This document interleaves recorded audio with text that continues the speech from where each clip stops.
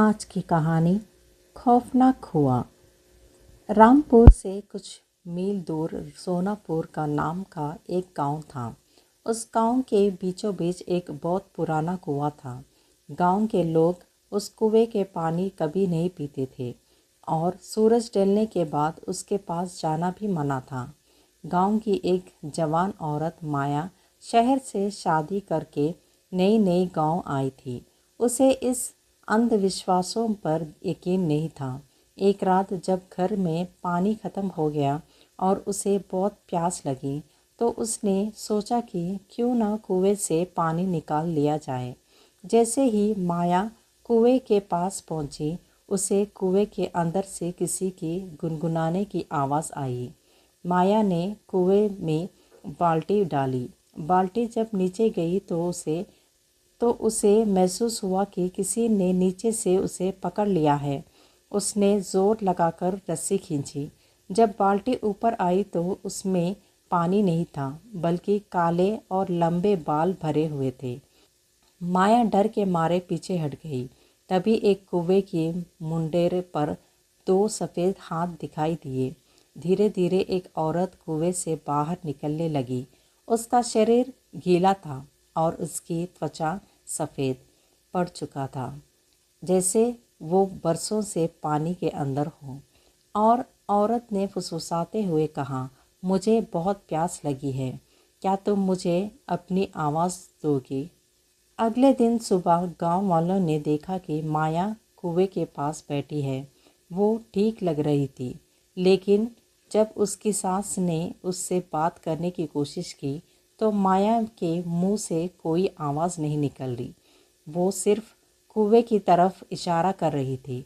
लोगों ने कुएं में झांका तो देखा कि कुएं का पानी जो कल तक गंदा था अब बिल्कुल साफ और आईने जैसा चमक रहा था। लेकिन उस पानी की गहराई में माया की परछाई नहीं, बल्कि उस अजनबी औरत की परछाई मुस्कुरा रही थी। गांव के लोग समझ गए कि कुएं ने अपनी प्यास बुझाने के लिए माया की आवाज़ छीन ली।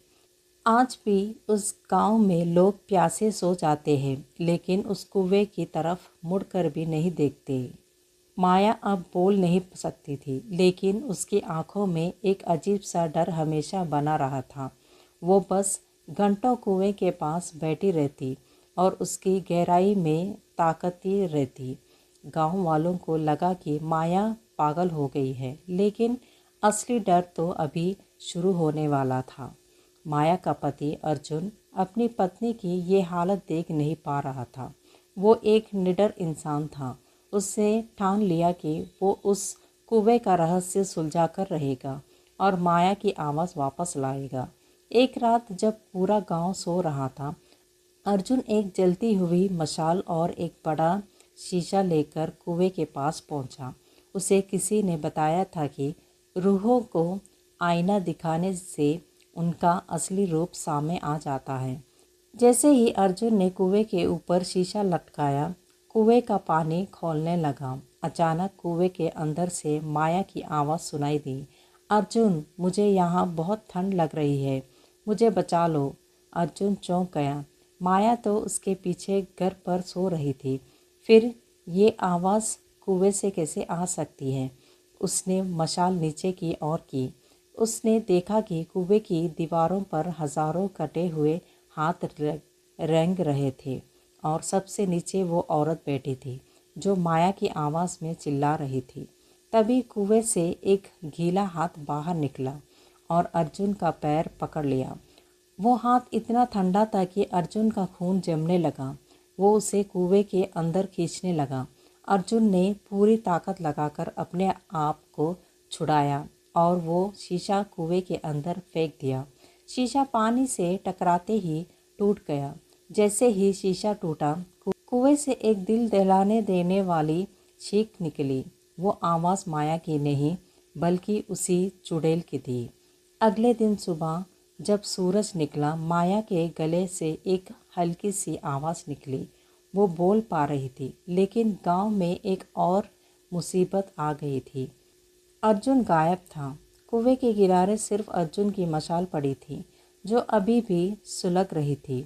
जब गांव वालों ने कुएं में झांका तो पानी फिर से काला हो चुका था और सबसे डरावनी बात ये थी कि अब उस काले पानी की सतह पर अर्जुन का चेहरा तैर रहा था, जिसकी आंखें पत्थर की तरह सफ़ेद हो चुकी थी। गांव वालों को समझ आ गया कि कुआं कभी खाली नहीं रहता। अगर वो एक आवाज़ वापस देता है तो बदले में एक ज़िंदगी छीन लेता है। माया ने जब देखा कि अर्जुन गायब है और उसकी परछाई कुएं के ठंडे पानी में कैद हो गई है तो उसका दुख गुस्से में बदल गया। उसने ठान लिया कि वो अर्जुन को उस अंधेरे से बाहर निकाल कर ही रहेगी। माया गांव के सबसे पुराने मंदिर के पुजारी के पास गई। पुजारी ने एक पुरानी किताब खोलकर देखा और कांपते हुए बोला, वो कुआं नहीं, एक द्वार है।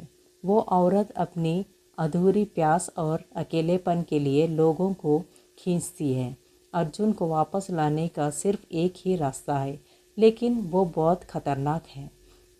पुजारी ने माया को एक अभिमंत्रित धागा और एक मिट्टी का दिया दिया था। उन्होंने कहा, आज अमावस है, तुम्हें कुएं के मुंडेरे पर बैठकर इस दिए को जलाना होगा। जब तक दिया जलेगा कुएं की ताकत कमज़ोर रहेगी। तुम्हें अपनी जान जोखिम में डालकर कुएं के अंदर उतरना होगा। माया आधी रात को अकेले कुएं के पास पहुंची। उसने दिया जलाया और रस्सी के सहारे कुएं की गहराई में उतरने लगी। जैसे जैसे वो नीचे जा रही थी, हवा ठंडी होती गई और दीवारें से सिसकियों की आवाज़ें आने लगीं। कुएं के तल के पास पहुंचते ही माया ने देखा कि अर्जुन एक पारदर्शी दीवार के पीछे खड़ा है। वो उसे देख पा रहा था, लेकिन बोल नहीं पा रहा था। तभी वो सफ़ेद साड़ी वाली औरत पानी की गहराई से ऊपर आई। उसने माया का गला पकड़ लिया और फुसफुसाई, एक गया तो दूसरा आया, अब तुम दोनों यही रहोगे। माया ने हार नहीं मानी। उसने पुजारी का दिया हुआ वो अभिमंत्रित धागा उस औरत के गले में लपेटे दिया। जैसे ही धागा छुपा, उस औरत का शरीर जलने लगा। वो ज़ोर ज़ोर से चिल्लाने लगी और उसका साया धुएं में बदलने लगा। दिया बुझने ही वाला था। माया ने अपनी पूरी ताकत लगाकर अर्जुन की परछाई को दीवार से खींचा। अचानक एक ज़ोरदार झटका लगा और माया और अर्जुन दोनों कुएं के बाहर आ गिरे। कुआं एक भयानक आवाज़ के साथ अंदर की ओर घस गया। सुबह जब गांव वाले पहुंचे तो वहां कुएं का नामो निशान नहीं था, सिर्फ समतल ज़मीन थी। माया और अर्जुन बच गए थे, लेकिन कहानी का अंत सुखद नहीं था। अर्जुन वापस तो आ गया था, लेकिन वो अब पहले जैसा नहीं था। वो अब किसी से बात नहीं करता और पूरी रात बस दीवारों को ताकता रहता था। जब माया ने एक रात गौर से देखा तो उसे एहसास हुआ कि अर्जुन की अब कोई परछाई नहीं थी। उसकी परछाई अभी भी उसी ज़मीन के नीचे दफन थी, जहाँ कभी वहाँ कुआं हुआ करता था। कहा जाता है कि आज भी अगर उस जगह पर कोई कान लगाकर सुने तो ज़मीन के नीचे से अर्जुन की परछाई के रोने की आवाज़ आती है। यही इस कहानी का अंत है।